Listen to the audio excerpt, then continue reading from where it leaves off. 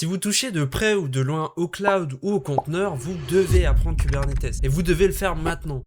Pourquoi? Parce que Kubernetes, c'est le meilleur outil pour déployer et gérer des applis contenant des dizaines de conteneurs Docker en une seule ligne de commande. Dans cette vidéo, on va focus sur pourquoi c'est autant utilisé et aussi utile, et je vais même vous montrer que vous n'avez plus besoin de sortir la carte bleue ou de cramer des crédits sur AWS pour tester ça. On va pouvoir faire tourner tout ça gratuitement en local sur votre machine grâce à Minikube. Pour comprendre pourquoi Kubernetes c'est devenu indispensable, imaginons qu'ensemble on lance notre business, un site de e-commerce pour vendre des t-shirts en ligne. Comme on est des ingénieurs modernes, on déploie notre site dans un conteneur Docker. Docker, c'est super. Ça nous donne un environnement isolé, une super gestion des ressources et ça tourne sur n'importe quel serveur. Notre site est maintenant en ligne, il est magnifique et le business cartonne. Sauf que là, c'est le drame. On a tellement de trafic d'un coup que notre conteneur, il sature et il crache. Et pire encore, le serveur qui héberge le conteneur Docker, il tombe en panne. Du coup, le résultat, c'est qu'on a plus de site, du coup, plus de ventes et on a des clients qui sont pas très contents. Donc, qu'est-ce qu'on fait? On va rajouter un deuxième serveur avec un deuxième conteneur identique et pour répartir les clients entre les deux applis, on va mettre en place un load balancer. Donc là, on commence à avoir un truc un peu plus solide. Mais maintenant, imaginez qu'on a un influenceur super connu qui fait un TikTok sur notre boutique et que ça devienne viral. Et ben là, on n'a plus besoin que de deux conteneurs, mais on en a besoin d'au moins 50 qui sont répartis sur 10 serveurs différents avec plein de load balancers pour gérer la charge. À la main, ça commence à devenir un enfer. Parce que si un serveur il crash à 3h du mat, et ben il faut se lever pour relancer le conteneur. Et si on veut mettre une mise à jour sur notre appli pour mettre à jour le catalogue, et ben faut se connecter sur les 10 serveurs un par un pour mettre à jour le conteneur. C'est juste intenable tout seul. Du coup, vous avez deux options. Soit vous embauchez quelqu'un pour le faire, et bon courage à lui parce que ça risque d'être super déprimant quoi. Soit vous automatisez le tout. Et ça tombe bien parce que ce besoin d'automatisation, bah, ça porte un nom, c'est l'orchestration de conteneurs. Et le roi incontesté de l'orchestration, c'est Kubernetes, ou K8s comme on l'appelle souvent. Le travail de Kubernetes, c'est de gérer toute la complexité de plusieurs conteneurs sur plusieurs serveurs à notre place. On lui donne une liste de serveurs et lui, il en fait un cluster. Et un point très important qui bloque pas mal de débutants, c'est que Kubernetes, ça remplace pas Docker. En fait, il fonctionnent ensemble, mais pas exactement comme vous le croyez. En fait, pour faire simple, il faut un conteneur runtime sur chaque machine, c'est-à-dire un moteur qui sait concrètement comment lancer un conteneur. Pendant longtemps, c'était Docker, mais depuis 2022, Kubernetes, il parle plus directement à Docker, il utilise des runtime compatibles comme conteneur D ou CRI-O. Docker, lui, ça reste quand même super utile pour construire nos images, mais pas pour lancer. Ça, du coup, ça sera conteneur D. Kubernetes, donc, c'est le chef d'orchestre au-dessus de tout ça. En fait, il va donner des ordres de haut niveau, genre toi, runtime du serveur 1, tu vas me lancer 3 conteneurs de la boutique. Et toi, le serveur 2, si le serveur 1 il crash, et ben tu récupères le trafic. Et pour que cette magie elle opère, et bien il y a deux types de serveurs. Le premier, c'est le master ou le control plane. En fait, c'est lui le cerveau. C'est lui qui prend les décisions, qui sait où tournent les conteneurs et qui surveille que tout va bien. Il a plusieurs composants clés. Le premier, c'est l'API serveur. En fait, c'est vraiment le point d'entrée unique du cluster. C'est à lui qu'on va envoyer des fichiers de configuration ou des commandes pour effectuer des actions sur le cluster. Ensuite, on a etcd. Ça, c'est une base de données pour le cluster. C'est là qui est stocké tout l'état désiré. Et si etcd il meurt, bah, le cluster il perd totalement sa mémoire. Ensuite, on a le scheduler. C'est lui, il va regarder quel serveur a encore de la place en CPU et en RAM pour placer des nouveaux conteneurs. Et enfin, on a le controller manager. Lui, c'est le gardien. Il tourne en boucle pour comparer l'état réel et l'état désiré sur le cluster et il corrige les écarts. Concrètement, si jamais on veut deux pods avec telle image Docker, et ben en fait, si jamais il y en a un qui tombe, il va en relancer un. Et le deuxième type de serveur, c'est les worker nodes. C'est vraiment la force de travail. C'est les serveurs qui exécutent réellement les applications. Et pour faire partie de l'équipe, chaque worker node, bah, il embarque 3 composants obligatoires. Déjà, le conteneur runtime qu'on a déjà parlé, soit conteneur D ou CRI-O,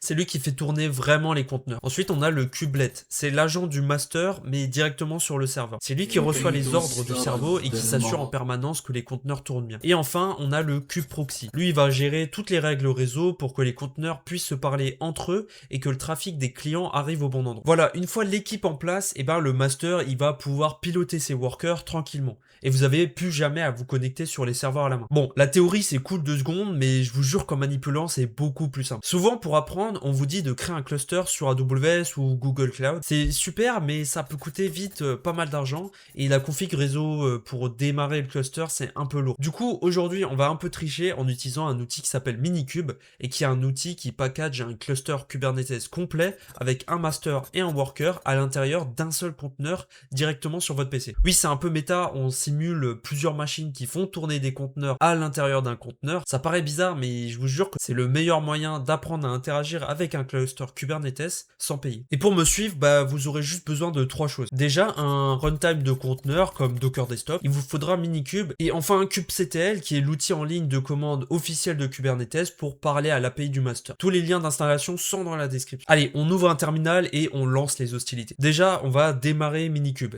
Et ce qui se passe, c'est que Minikube, il télécharge tout le nécessaire pour monter le mini cluster en local. Il va configurer les composants réseau et lier automatiquement kubectl à ce cluster tout neuf. Une fois terminé, on peut vérifier que le cluster est en vie avec notre première commande pour lister les nœuds. On voit notre nœud Minikube avec le statut ready. Et notre cluster est local et donc opérationnel. Avant de vendre nos t-shirts, on a besoin de parler d'un concept clé, c'est le pod. Dans le monde de Docker, l'unité de base, c'est le conteneur. Dans Kubernetes, on déploie jamais un conteneur directement, on va le mettre dans une grosse boîte qu'on appelle un pod. Pourquoi? Parce que ça permet à Kubernetes de rajouter sa propre couche réseau et de coller des labels sur cette boîte. Dans 99% des cas, vous aurez un conteneur par pod, mais retenez que le pod, c'est l'élément de base que Kubernetes manipule. Notre pod, c'est donc une sorte de conteneur amélioré. Maintenant, comment dire à Kubernetes qu'on veut ce pod en plusieurs exemplaires et qui redémarre tout seul en cas de problème? Parce que c'est exactement le problème qu'on voulait résoudre à la base. Et bah pour ça, on va utiliser un objet plus puissant qui s'appelle le déploiement. Son rôle, c'est d'être le gardien des pods. Vous lui dites combien de répliques vous voulez et il fait en sorte que ce soit respecté quoi qu'il arrive. Et pour le configurer, on va pas taper des commandes une par une, on va faire de la configuration déclarative. Ça veut dire que au lieu de dire à Kubernetes comment faire étape par étape pour avoir un déploiement, on va lui écrire un fichier en YAML qui décrit le résultat final voulu et ensuite on le donne à kubectl et lui il se débrouille pour aligner le cluster sur cette étape. Dans ce fichier de déploiement, les points clés à retenir, c'est qu'on indique à K8s qu'on veut créer un objet de type déploiement, on lui précise le nombre de répliques qui est ici 3. Ça va donc demander à Kubernetes de s'assurer qu'il y a toujours 3 pods actifs. Si un pod crash, le déploiement le recrée instantanément. Ensuite, les labels qui font le lien entre le déploiement et ses pods et également le service qu'on va créer plus tard. Ça doit être identique partout. Enfin, on va lui préciser l'image de notre application. On peut enfin appliquer notre YAML sur le cluster local et on va vérifier. Nos 3 pods tournent bien en local. Le déploiement a lu le fichier, il a vu qu'il manquait 3 pods pour atteindre l'état désiré et il les a direct lancés. Maintenant, avant d'exposer le site, on va faire une petite démo qui montre toute la puissance de Kubernetes. On surveille les pods en temps réel dans un terminal et dans un autre, on va en supprimer un volontairement. À peine le pod supprimé, Kubernetes il va directement le recréer automatiquement pour revenir à nos 3 répliques de pods. Personne ne s'est connecté au serveur, personne ne s'est levé à 3h du mat. C'est vraiment le problème du début qui est résolu directement. Mais là, on a un nouveau souci. Nos pods ils sont en marche mais ils sont isolés dans un réseau privé sur le cluster. Comment nos clients ils peuvent faire pour taper l'adresse dans leur navigateur et accéder au site pour acheter des t-shirts? Pour exposer nos pods au monde, on crée donc une autre ressource qui s'appelle un service. Son rôle c'est de servir de load balancer stable devant nos pods. Dans ce fichier de service, le point crucial c'est le sélecteur avec le label de notre boutique. C'est ce label qu'on a mis sur les pods du déploiement. Et c'est comme ça que le service il sait vers quel pod envoyer le trafic. Si ce label il correspond pas, le service il trouve aucun pod et il y aura aucun trafic qui rate sur nos pods. On va appliquer ce service, on regarde et là un truc très classique en local, la colonne pour l'IP externe il reste bloqué sur pending. Ça c'est normal. Dans le cloud, quand vous demandez un load balancer, le fournisseur il instancie physiquement un équipement réseau avec une IP publique. Mais nous on est sur notre PC portable et Minikube il peut pas inventer un load balancer comme ça par magie. C'est là qu'intervient le super trick de Minikube. On ouvre un deuxième terminal et on lance la commande tunnel. Cette commande elle crée un pont réseau direct entre notre machine et le cluster local qui tourne sur notre machine. Ça simule un load balancer de cloud provider. Si on retourne sur le premier terminal et qu'on vérifie notre service, là, magie, on a une IP utilisable avec 127.0.0. Là, il ne reste plus qu'à ouvrir le navigateur, entrer cette IP et incroyable, notre boutique tourne en local sur un cluster Kubernetes